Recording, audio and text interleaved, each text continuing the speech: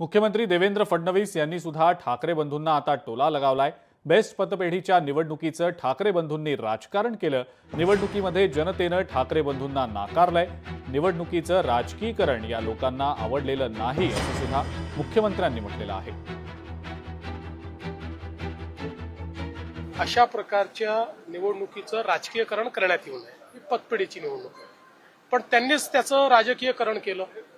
आम्ही म्हणजे आमच्याकडनं शशांकरावही तसे आमचेच आहेत आणि प्रसाद लाडाही आमचेच आहेत, ते उभे होते। आम्ही कुठलेही राजकीयकरण त्याचं केलं नाही, पण त्यांनी मात्र आता दोन ठाकरे बंधू एकत्र, आता ब्रँड ठाकरे निवडून येणार, आता अशा प्रकारचं त्यांनी त्याचं राजकीयकरण केलं, पण ते काही लोकांना आवडलेलं दिसत नाही। त्याच्यामुळे त्यांना एकही जागा त्या ठिकाणी मिळालेली नाही। एक प्रकारे म्हणजे या निवडणुकीत तरी त्यांना रिजेक्ट केलेलं आहे, अशा प्रकारे त्या ठिकाणचं चित्र आहे। अर्थात मी पुन्हा सांगतो की मला याचं काही राजकीयकरण करायचं नाही।